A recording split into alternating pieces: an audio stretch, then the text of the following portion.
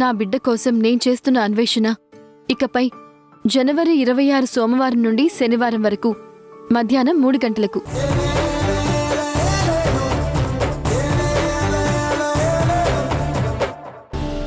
ఏం జరుగుతుందో తెలుసుకోలేని మూర్ఖుని కాదు నేను.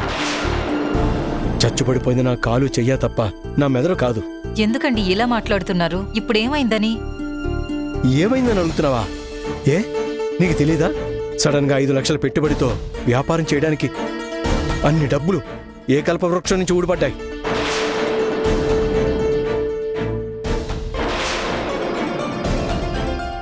ఆ డబ్బులు నా అల్లుడు నందు ఇచ్చినవే కదా. చేయి చాచి అతని దగ్గర డబ్బులు తీసుకోవడానికి కాస్తైనా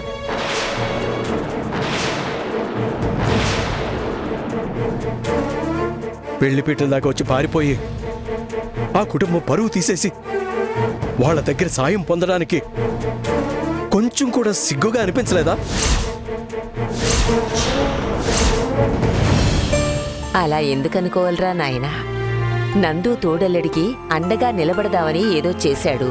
పైగా వాళ్ల తమ్ముడి మీద నేరం పడకుండా ఆ నేరాన్ని ఈ అబ్బాయి మీద వేసుకుని ఆ కుటుంబ పరువు కాపాడాడు. దానికి బదులు తీర్చుకోవడానికి వాళ్ల తృప్తి కోసం ఏదో చేశాడు. అమ్మా, దయచేసి నీకు తెలిసి తెలియకుండా మాట్లాడుకో. ఆ నేరం ఎవరు చేశారన్నది నువ్వు చూసావా, నేను చూశానా? అయినా నందు సాయం చేస్తానని చెప్పాడని తెలియగానే ఇలాంటివన్నీ నాకు ఇష్టం ఉండదని చెప్పాను కదా. ఇలాంటి పనులు బయట వాళ్ళ దగ్గర ఎక్కడో చేసుకొని ఉంటే నేనెందుకు అడుగుతాను? నా అల్లుడి దగ్గర ఎందుకు తీసుకోవాలి? నా ఇంట్లో ఉంటూ ఇలాంటి పనులు చేస్తుంటే నేను సహించలేకపోతున్నాను. ప్రతి విషయంలోనూ మనశ్శాంతి లేకుండా చేస్తున్నారు. ఏమండి,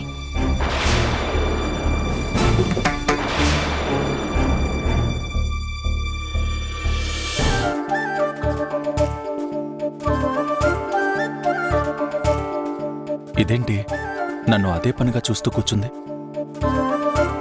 ఏంటి నన్నే చూస్తూ కూర్చున్నావు? నేనేం చూడడం లేదే. చూస్తున్నావు. మీరెందుకు నన్ను చూశారు? నేనెక్కడ చూశాను? మరి మీరు చూడకుండానే నేను చూస్తున్నానని ఎలా చెప్తున్నారు? అంత దివ్య దృష్టిందా? నేరుగా చూడకపోయినా 180 డిగ్రీస్లో లెఫ్ట్ రైట్ కనిపిస్తుంది. ఓహో, ఓర చూపులు చూస్తున్నారా? మనకి వంకర చూపులు ఇష్టం ఉండదు, ఏదైనా డైరెక్టే.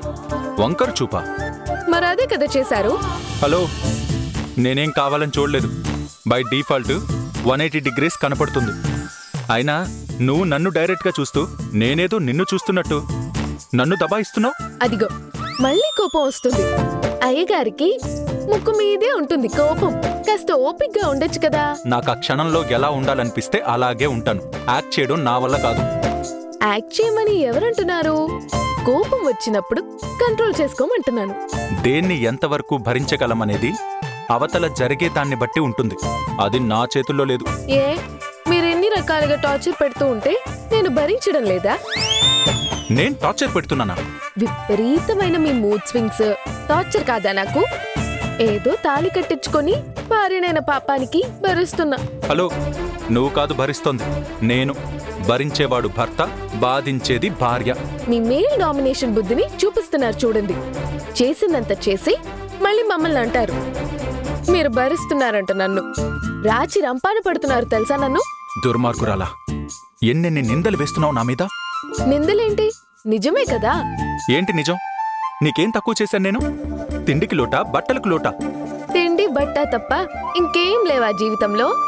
నువ్వు నన్నేం అడిగావు? నేనేం కాదన్నాను. బాబు పురుషోత్తమ, భార్యలు అడుక్కోరు, మీరే తెలుసుకోవాలి.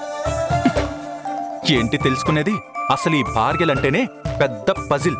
అది తెలుసుకోవాలంటే పని పాట మానేయాలి. మరీ అంత వద్దులేండి.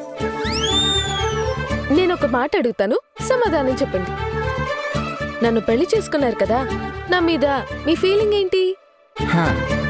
రోజు కొరివితో తలగోక్కుంటున్నాను, అదే నా ఫీలింగ్. రాక్షసి. Sorry sorry sorry sorry sorry గట్టిగా తగిలిందా? పర్లేదులే. పర్లేదా? ఇంకో గుద్దు గుద్దనా? ఎలా భరించాడో మీ నాన్న ఇన్నేళ్లు.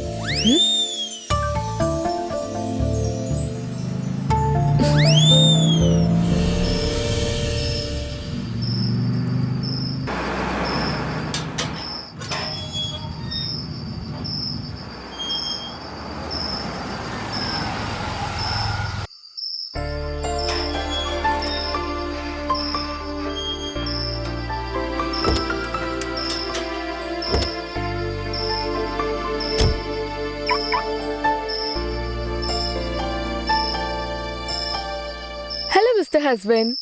రాత్రి డిన్నర్లోకి ఏం కావాలో చెప్పండి, వండిస్తాను. ఏదో తమరే స్వయంగా వండి వార్చేసినట్టు ఆ బిల్డప్ ఏంటి నాకేం అర్థం కావట్లేదు. టైం వస్తే మేం కూడా వండుతాం బాబు. మీ మెనూ ఏంటో చెప్తే అందులో కాస్త ఉప్పు కారాలు తగ్గించమని గౌరీ అక్కకి చెప్తా. ఉప్పు కారాలు తగ్గించడానికి నాకేమన్నా బీపీ ఉందనుకుంటున్నావా? ఇదిగో, అన్నిటికిలా పుసుక్కున కోపం పొడుచుకుని వచ్చేస్తుంది.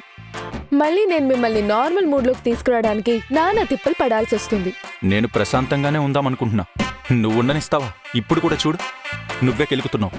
అయ్యా గౌతమ్ నంద గారు, సరదాగా మాట్లాడే విషయాన్ని కూడా సీరియస్ గా తీసుకుంటే నేనేం చేయను? ముందు మీకు సరదాగా ఉండడం ఏంటో నేర్పించాలి. అవతలి వాళ్ళ సరదా తీర్చేయడం నీకు సరదా. నువ్వేమో నాకు నేర్పించక్కర్లేదు తల్లి. హలో, భార్యను పట్టుకొని తల్లి గిల్లి అంటారేంటి? మీ తల్లిగారు మీ కారు వచ్చి ఆగగానే మంచినీళ్ళ గ్లాస్తో మిమ్మల్ని పలకరించడానికి రెడీగా హాల్లో ఉంటారు. పదండి.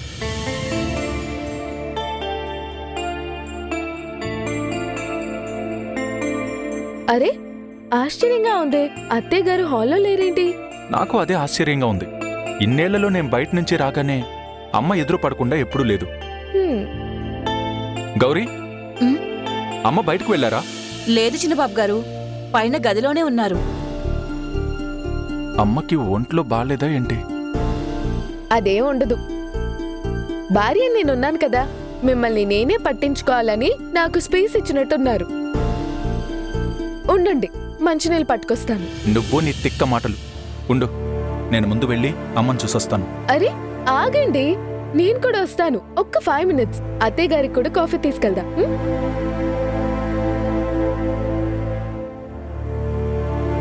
గౌరీ అక్క, స్టవ్ మీద పాలు పెట్టండి, కాఫీ నేను కలుపుతాను. సరే.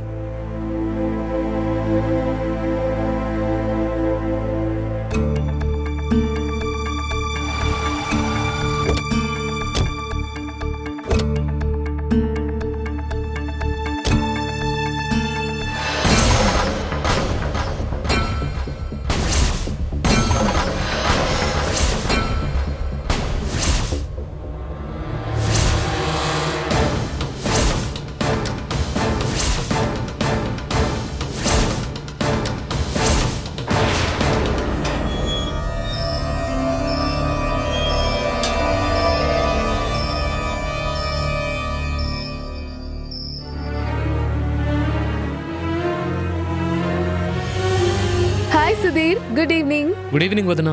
కాఫీ పెట్టినా? నో థ్యాంక్స్ వదినా. ఆగరా అక్కడ.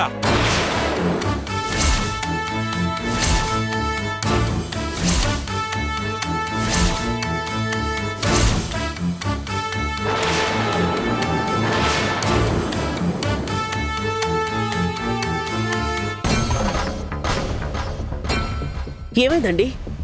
ఈటీవీ ప్రేక్షకులకి నమస్కారం.